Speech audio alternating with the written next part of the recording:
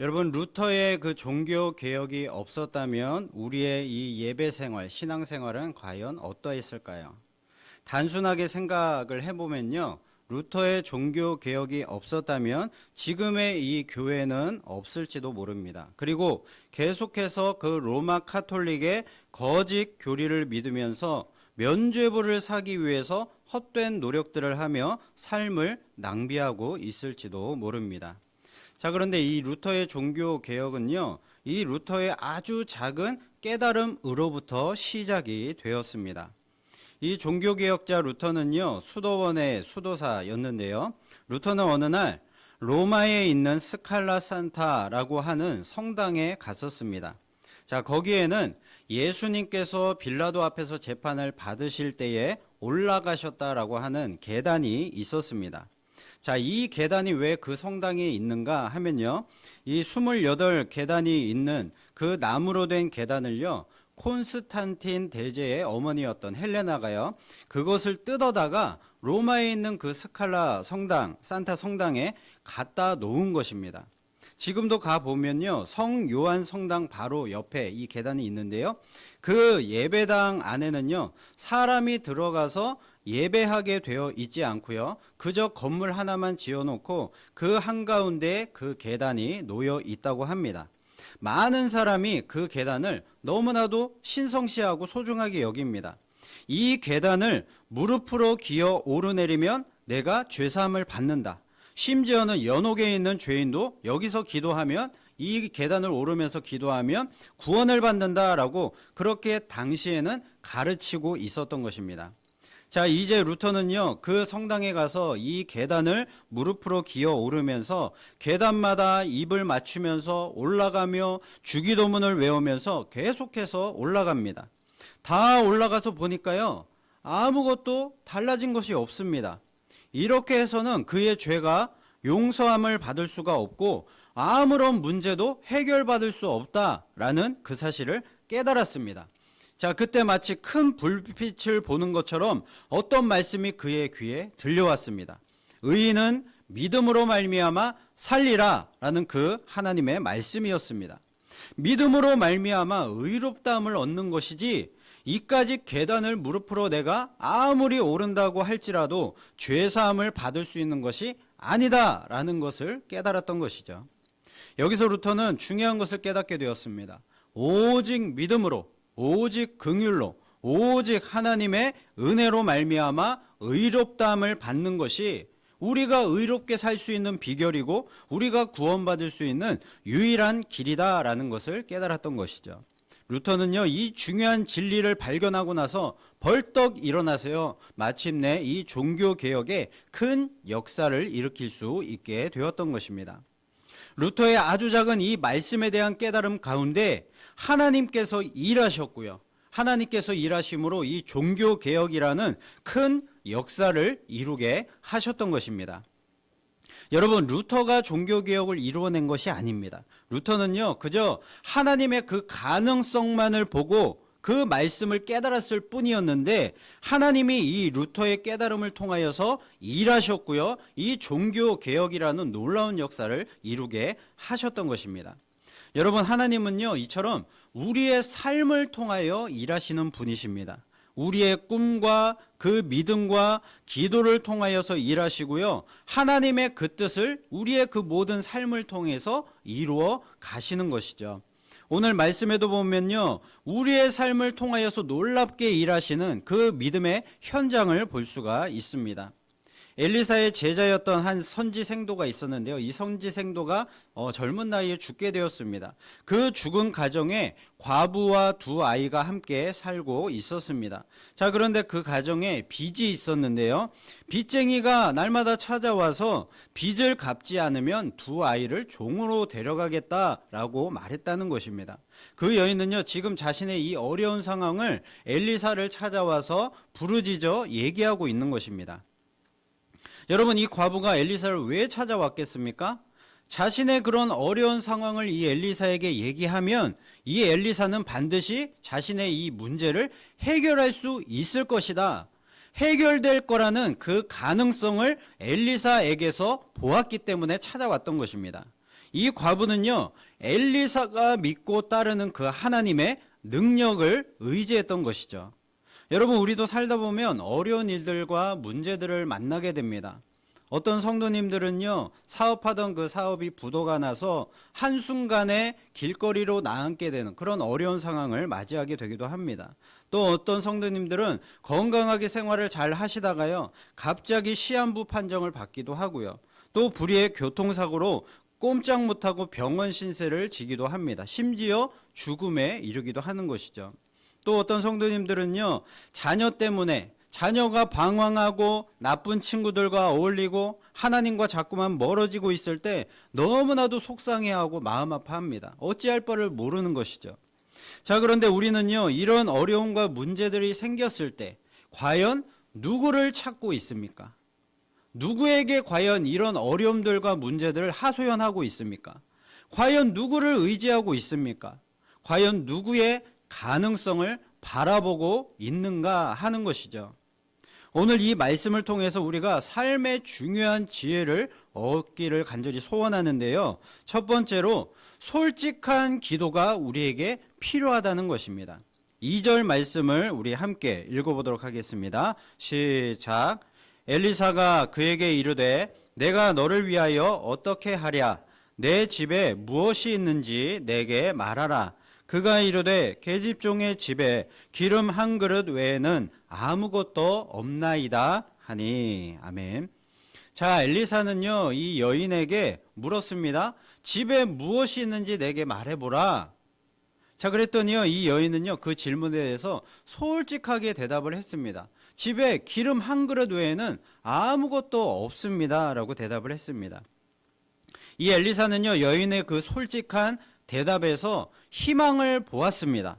기름 한 그릇이 이 여인의 집을 가득 채우게 되는 하나님의 환상을 이 여인의 솔직한 대답에서 보게 되었던 것이죠. 하나님 앞에서 솔직하게 기도한다는 것이 얼마나 중요한 일인가라는 것을 우리가 알 수가 있습니다. 여러분, 우리는 생각을 합니다. 당연히 우리는 하나님 앞에서만큼은 솔직하게 기도하고 있다라고 생각을 합니다. 자, 그런데 우리는 진짜로 하나님 앞에서 솔직하고 있습니까? 예수님은요, 지극히 작은 자 하나에게 한 것이 곧 나에게 한 것이다 라는 말씀을 하셨습니다. 자, 그러니까 이 말씀대로 적용을 해 본다면요, 우리가 작은 자 하나에게까지, 한 사람에게까지 솔직해져야만 주님께 진짜로 솔직해질 수 있다는 뜻입니다. 여러분, 이것은요, 우리가 기도할 때만 솔직하게 기도한다고 해서 우리의 믿음이 솔직해지는 것이 아니라는 것입니다. 하나님이 우리에게 요구하시는 솔직한 믿음이라는 것은요, 하나님을 사랑하듯 내 이웃을 내 몸과 같이 사랑하는 그 삶이 전제가 되어져야 한다는 것이죠. 우리가 기도와 간구를 통해서 하나님의 도우심을 얻고 그 은혜를 누리기 위해서는요, 우리가 기도할 때만 그 순간에만 솔직해져서는 안 되고요, 부족하고요, 우리의 모든 삶에서도 솔직한 믿음이 드러나야만 한다는 것입니다. 오늘 이 가난한 과부의 집에 엘리사가 찾아와서 집에 무엇이 있느냐라고 물어봤을 때, 만약에요, 이 여인이 기름 한 그릇 있는 것을 감추고요, 그 기름 있는 것마저 빼앗길까봐 욕심을 부렸다면요, 속여서 말을 했다면 그 집에 이처럼 기름이 차고 넘치는 기적은 일어날 수가 없었을 것입니다. 여러분, 우리는 선한 사마리아인 비유를 잘 알고 있습니다. 강도를 만나서 다치고 쓰러져 엎드려져 있는 그런 사람을 보고도요, 당시에 하나님을 믿는 종교인이라고 하는 그 레위인과 제사장은 그냥 보고도 지나쳐 갔습니다. 그런데 당시에 이방인 취급 당하던 그 사마리아 사람은요, 그 강도 만난 사람을 자신이 가진 것을 다 쏟아부어서 돌봐 주었다라는 이야기입니다. 자, 그러면서 예수님은요, 내 이웃이 누구입니까? 라고 물어보는 이 율법 교사에게 너도 가서 이와 같이 행하라 라고 말씀을 하셨습니다. 자, 예수님의 이 말씀은요, 이 율법 교사에게 사람을 가리지 말고 언제든지 이 하나님의 선을 행하라 라는 그런 말씀입니다. 우리는요, 율법 교사처럼 주님의 말씀대로 행하기를 원한다고 말은 하면서요, 그 말씀만, 하나님의 말씀만 계속해서 그냥 연구하고 있는 것입니다. 우리의 이웃이 과연 누구인가? 말씀대로 행하려면 우리에게 무엇이 필요한가? 어떻게 말씀대로 효과적으로 행할 수 있겠는가? 등등 이런 것들을 다 연구하고 준비가 다 완벽하게 되면 그때 주님의 말씀대로 그 사랑을 실천하겠다라고 하는 것이죠. 그러나 여러분 그렇게 준비가 다 되면요, 그때는 이미 늦은 것입니다. 다 시간이 다 지나가고 기회가 다 지나가게 되는 것이죠. 그리고 그때가 된다고 할지라도 과연 우리는 그 말씀대로 믿음을 사랑을 실천하며 행할 수 있을까요? 여러분, 저와 여러분의 삶은요, 이런 솔직한 믿음과 행함이 있기를 간절히 소원합니다. 여러분, 예수님께 하듯이요, 지극히 작은 자 한 사람에게도 정성을 다해서 행해 보시기를 바랍니다. 하나님께 솔직하게 기도하듯이 다른 사람들에게도 솔직하게 행동하시기를 바랍니다. 우리 주님을 사랑하고 지극정성으로 대하듯이 다른 사람들을 사랑하고 주님께 하듯이 최선을 다하시기를 바랍니다. 그러면요, 우리의 모든 기도는 하나님께 솔직한 믿음의 기도가 될 수가 있을 것입니다. 그러면 하나님은요, 우리의 그 기도를 들으시고 선하게 응답하시고 하나님께서 일하여 주실 줄로 믿습니다. 그리고 두 번째로 하나님의 꿈을 크게 꾸어야 된다라는 것입니다. 자, 3절 말씀 함께 읽어보겠습니다. 시작. 이르되 너는 밖에 나가서 모든 이웃에게 그릇을 빌리라. 빈 그릇을 빌리되 조금 빌리지 말고. 엘리사는요, 분명히 과부와 이 두 아이에게 말하기를, 명령하기를 그릇을 조금 빌리지 말고 최대한 많이 빌려오라 라고 얘기를 했습니다. 자, 그리고 나서요, 이 두 아들과 함께 집에 들어가서 그 그릇을 빌려와서 집에 들어가서 문을 닫고 그 그릇에 기름을 부어서 차는 대로 옮겨 놓으라라고 이런 모든 말을 다 해주었습니다. 엘리사는요, 지금 그 하나님이 지금 어떻게 일하시고 역사하실지를 하나도 남김없이 숨기지 않고 이 과부와 두 아이에게 다 얘기를 해주었던 것입니다. 자, 그리고 나서 결과가 과연 어떻게 되었습니까? 자, 6절 말씀을 함께 읽어보겠습니다. 시작. 그릇에 다 찬지라 여인이 아들에게 이르되 또 그릇을 내게로 가져오라 하니 아들이 이르되 다른 그릇이 없나이다 하니 기름이 곧 그쳤더라. 아멘. 자, 빌려온 그릇에 기름이 다 찼더니 어떻게 되었습니까? 그 기름이 이제는 멈췄다라는 것이죠. 자, 이 말은요, 만약에 이 그릇을 더 많이 빌려왔다면 그 그릇들에 더 많은 기름이 채워졌을 것이다 라는 뜻입니다. 여기서 우리는 무엇을 알 수 있습니까? 여러분, 하나님의 은혜와 축복 그리고 그 하나님의 일하심은요, 우리가 가진 그 꿈의 크기만큼만 채워진다는 것입니다. 어떤 사람은요, 믿음이 적기 때문에 꿈을 작게 꿉니다. 그리고 어떤 사람은 믿음이 크기 때문에요, 꿈을 크게 꿉니다. 그러면요, 하나님은 그 사람의 꿈의 크기만큼을 하나님의 은혜로 채워주신다는 것이죠. 요셉은요, 어느 날 꿈을 꾸었습니다. 형들의 곡식단이 나의 곡식단을 향하여서 절하는 꿈이었습니다. 그리고 얼마 후에 또다시 꿈을 꾸었습니다. 해와 달과 11별이 자기에게 절하는 꿈이었습니다. 자, 이 꿈들은요, 이 요셉이 위대한 인물이 될 것이다, 요셉이 이런 큰 복을 받을 것이다, 그런 단순한 꿈이 아니었고요. 결국에 이 요셉을 통하여서 하나님께서 이스라엘을 큰 민족으로 만드시고 구원을 하시겠다라는 하나님의 그 뜻이 담긴 하나님의 꿈이었습니다. 자, 그래서요, 요셉은요, 이 꿈을 자신만 그냥 간직하고 숨겼던 것이 아니라 이 형들과 부모에게 이 꿈 얘기를 했던 것입니다. 하나님의 그 꿈을 그의 가족들과 함께 나누고 공유를 했던 것이죠. 그런데 요셉의 꿈 이야기를 듣고서 반응이 어땠습니까? 형들은 무시하고 이 요셉에게 화를 냈고요. 그리고 이 아버지 야곱은요, 요셉을 꾸짖기는 했지만 그 꿈을 마음속에 품었다라고 했습니다.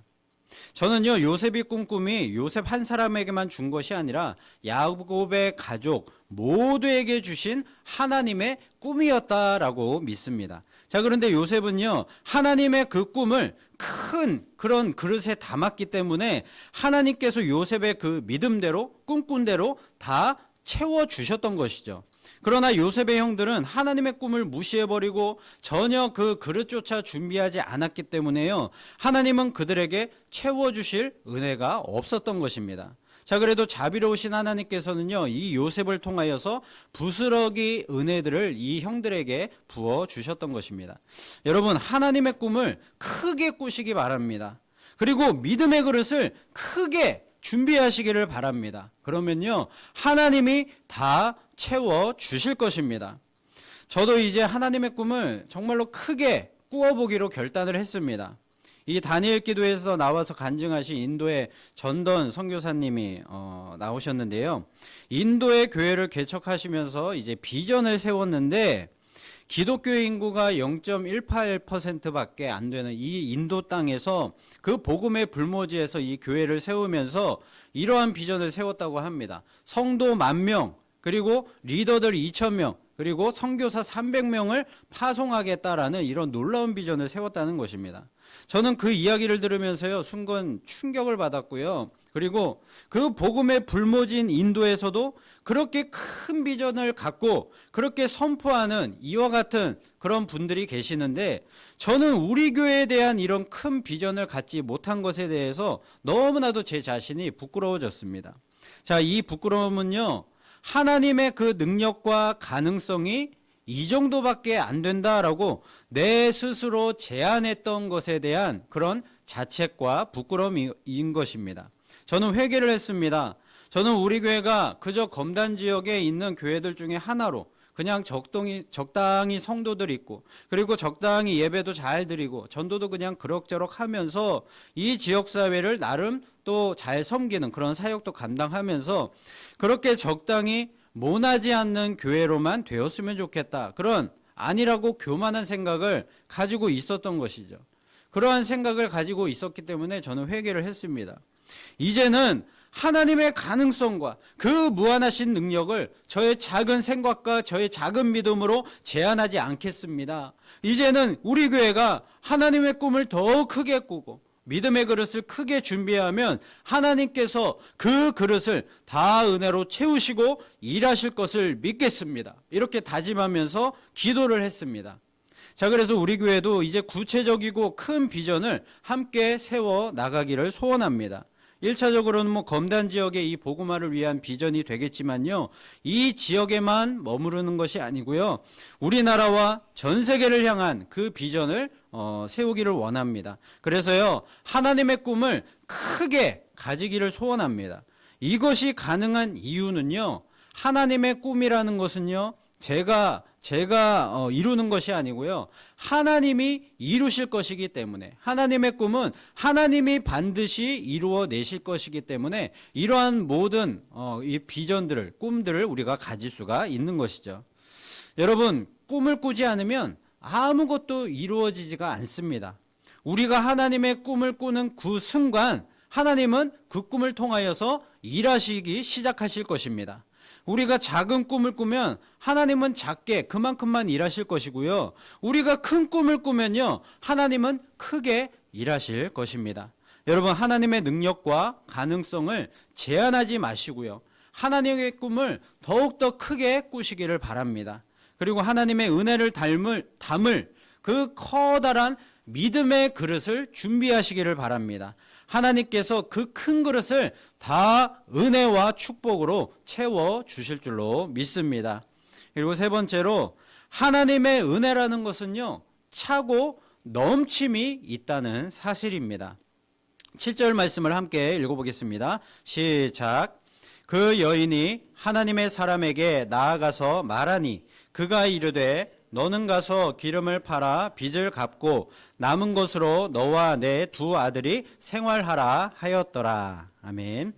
자, 지금 그릇들에 가득 찬 기름으로 빚을 갚고도 어떻게 됐습니까? 남은 것이 있다는 것입니다. 그 남은 것이 있어서 과부와 두 아이가 이제 앞으로 생활하기에 넉넉했다라는 것이었죠. 처음에 여인은요, 이 빚쟁이가 두 아이를 종으로 데려가는 것 때문에 엘리사를 찾아왔습니다. 이 빚 문제만 해결된다면 두 아이가 종으로 팔려가지 않으니까 이 문제만 해결되면 충분하다라는 그런 마음으로 찾아왔던 것이죠. 그런데 지금은요, 그 빚을 다 갚고도 남은 것이 넉넉하여서 그 가정이 앞으로 살고 먹고 살기에 충분했다는 것입니다. 여러분, 하나님의 은혜는요, 이처럼 차고 넘침이 있고요, 부족함이 전혀 없는 것입니다.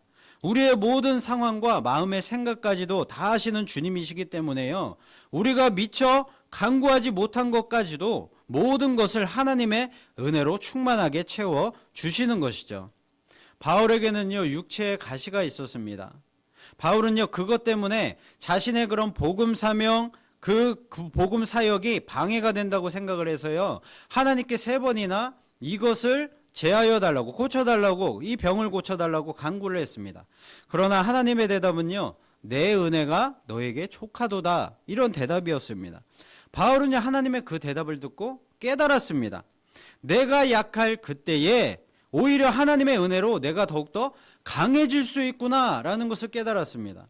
하나님이 바울에게 주신 이 육체의 가시는요, 바울로 하여금 교만하지 않게 만들어서 끝까지 복음 사역을 더 잘 감당하게 하는, 이 바울을 더욱 강하게 만드는 하나님의 능력이고 은혜였던 것입니다.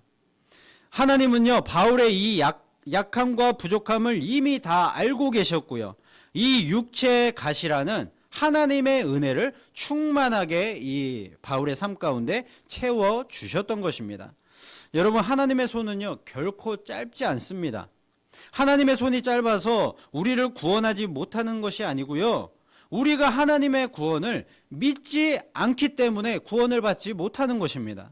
예수님은요, 너희가 겨자씨 안 할 만큼만 그런 믿음만 있어도 이 산을 들리어 바다에 빠뜨리라 하여도 그 일이 이루어질 것이다 라고 말씀을 하셨습니다. 우리가 주님을 믿는다고 말하지만 실제로는 얼마나 우리에게 이 겨자씨 안 할 만한 그 믿음도 없는가를 지금 말씀하시는 것이죠. 여러분, 믿음이 없으면요, 주님의 은혜도 누릴 수가 없는 것입니다. 인도에서 한평생을 선교사로 산 스탠리 존스라는 분이 계십니다. 그가 쓴 책 중에 디바인 예스라고 하는 책이 있는데요, 이 디바인이라는 말은 신의, 신성한이라는 뜻입니다. 그래서 이 디바인 예스라는 책의 주제는요, 하나님께 대하여서는 무조건 예스라고 대답을 하겠다라는 그런 뜻입니다. 이 스탠리 존스는요, 69세 때에 중풍에 걸려서 보스턴 병원에 입원을 했고요, 5개월 동안 이 책을 썼는데요, 그는 이제 중풍으로 누워 있으면서도 간호원에게 계속해서 이런 부탁을 했다고 합니다. 내가 잠에서 깰 때마다 이렇게 말을 해주십시오. 나사렛 예수의 이름으로 말하노니 일어나라. 이 말을 계속 내가 깰 때마다 해주십시오 라고 부탁을 했다고 합니다. 그는 언제든지 잠에서 깰 때마다 일어나라 하는 그 주님의 말씀을, 음성을 듣기를 소원했던 것입니다. 스탠리 존스는요, 병상에 누워 있으면서 나사렛 예수의 이름으로 말하노니 일어나라 하는 그 말씀이 주님의 말씀으로 그렇게 자신의 귀에 확실하게 들려오기를 기다렸던 것이죠.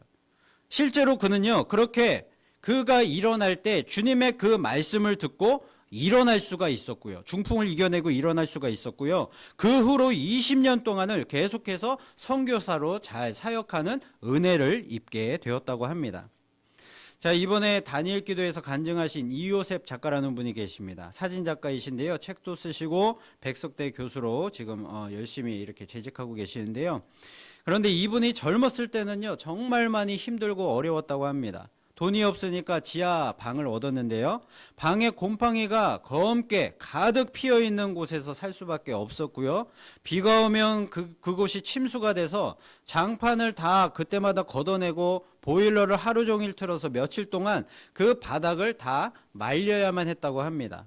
자, 그런데도 이분은요, 그러한 삶이 절대로 힘들거나 고통이라고 생각하지 않았다고 합니다. 자, 어떻게 그럴 수 있었는가 하면요, 하나님이 나의 아버지시고 그리고 하나님이 나를 여전히 사랑하고 계신다라는 그 사실을 믿었기 때문이다라고 말을 했습니다. 자, 그것을 믿으니까요, 자신의 현재 삶의 그런 어려움과 고통에 대해서 결코 두렵지 않았다라는 것입니다. 그분이 이런 말씀을 하셨습니다. 두려움이란 두려움보다 더 큰 것으로만 이 두려움을 몰아낼 수 있다라고 얘기를 했습니다. 우리의 모든 두려움보다 더 크신 분이 하나님 우리 아버지이심을 우리가 믿기 때문에요. 그리고 그 하나님이 여전히 우리를 사랑하고 계시기 때문에 우리의 현실의 모든 어려움과 문제들과 두려움들은요, 더 이상 우리의 삶 가운데 두려움을 우리에게 주지 못한다는 것입니다. 하나님을 믿으니까 그 두려움들이 변하여서 오히려 하나님의 더 큰 은혜와 축복으로 우리의 삶에 다가온다라는 것입니다. 아는 것에 대한 3가지 명언이 있다고 합니다. 아는 것이 힘이다. 잉글랜드의 철학자 프랜시스 베이컨이 한 말입니다. 그리고 너 자신을 알라. 소크라테스가 한 말입니다. 그리고 아는 만큼 보인다라는 말을 이 유홍준 교수의 책 나의 문화유산 답사기에서 처음 이렇게 표현을 했는데요. 자, 이것은요, 역사를 우리가 아는 만큼, 알고 배우는 만큼 이 문화유산들을 우리가 볼 때에 그런 역사들이 이 문화유산을 통해서 우리가 볼 수 있다, 보인다라는 것이죠. 이 말을 오늘 말씀에 우리가 적용을 해본다면요, 우리가 하나님의 꿈을 가진 만큼 하나님은 일하신다는 것이고요. 그리고 각자의 솔직한 믿음의 그릇의 크기만큼 하나님의 은혜로 채워주신다라는 것입니다. 여러분, 우리의 주님은요, 우리의 모든 문제들과 두려움보다 훨씬 더 크신 분이십니다. 여러분 인생에 혹시 많은 어려움과 문제들로 인한 그런 두려움과 걱정, 근심, 염려가 있으십니까? 그리고 혹시 나의 믿음에 대해서, 그리고 나의 사명에 대해서, 그리고 우리 가족의 구원에 대해서 두려움이 있으십니까? 여러분, 그러한 두려움들은요, 우리의 힘으로는 절대로 해결할 수가 없는 것입니다. 이 세상 모든 문제들과 두려움보다 더 크신 그 하나님께 믿음으로 이 문제와 어려움들을 다 맡길 때에 하나님께서 그 모든 것들을 다 해결해 주실 줄로 믿습니다. 그러므로 우리 주님이 우리의 모든 가능성이 되심을 여러분 믿으시기를 바랍니다. 인도라는 나라는요, 현재 전 세계에서 가장 인구가 많은 나라입니다. 얼마 전까지는 중국이 가장 인구수가 많았는데요, 얼마 전에 이제 추월을 하게 되었다고 합니다. 자, 그런데 인도의 종교 분포를 보면요, 99%가 힌두교와 무슬림입니다. 그리고 기독교 인구는요, 아까 말씀드린 것처럼 0.18%밖에 되지가 않습니다. 자, 그런 건데 그곳에서 지금 사역하고 있는 그 아까 말씀드린 전던 선교사라는 분이요, 4년 전에 그 인도 땅에 개척을 했는데요, 지금은요 그 교회가 135명 정도 되는 그런 교회로 크게 부흥을 했다고 합니다. 아니, 그렇게 복음이 척박한 그 땅에서도 하나님이 그렇게 놀랍도록 일하시니까요, 초대교회의 그 부흥의 놀라운 역사가 그 땅에도 일어났다는 것입니다. 여러분, 그런데요, 우리나라의 이 기독교 현실을 여러분 보시기를 바랍니다. 지금 7, 80년대에 그런 큰 부흥을 이루었지만 지금은요, 계속해서 교인들은 줄고 있고요, 교인 수는 줄고 있고, 주일학교와 젊은 청년들이 교회를 계속해서 떠나가고 있습니다. 우리는 생각을 합니다. 이제 우리 한국교회는 더 이상 소망이 없다라는 생각을 합니다. 자, 그런데요, 인도에 비하면 우리나라의 이 믿음의 환경이 얼마나 좋은 환경입니까?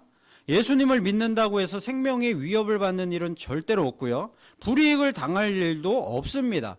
마음껏 전도할 수 있고요, 마음껏 예배할 수 있는 이런 환경이 있다는 것입니다. 그런데 왜 점점 더 교인 수가 줄고 있고요, 우리의 복음에 대한 이런 열정은요, 점점 더 사그라들고 있는 것일까요? 아마도 그것은요, 하나님보다 우리의 가능성을 자꾸만 의지하기 때문이 아닌가 하는 생각이 듭니다. 우리나라가 경제 발전을 이루고요, 살기가 풍족해지고, 교회는 부흥하여서 대형 교회들이 많이 생기고요, 성도들의 신앙생활에 아무런 어려움이 없고, 너무나도 편하고 풍족한 환경 속에서 성도들의 신앙이 계속해서 이렇게 이루어져 가고 있습니다. 자, 그런데 이제는요, 그런 편함과 풍족한 신앙의 환경이요, 하나님보다 자꾸만 우리의 가능성을 더 의지하게 만들었던 것입니다. 하나님의 가능성을 보지 않고요, 내 힘과 지혜를 의지하고 내 가능성을 더 신뢰하니까 더 이상 하나님이 우리 한국교회에 일하실 필요가 없는 것입니다. 여러분, 우리의 삶도 마찬가지입니다. 편하고 풍족한 삶 속에서 우리는 하나님을 믿고 신앙생활을 잘하고 있다고 믿지만 더 이상 하나님의 가능성만을 바라보고 살아가도 되지 않기 때문에 문제가 있어도 기도하지 않고요, 내 힘으로 자꾸만 해결하려고만 하고요, 내 힘으로 안 될 때는 그냥 세상과 사람들을 의지하고 있는 것입니다.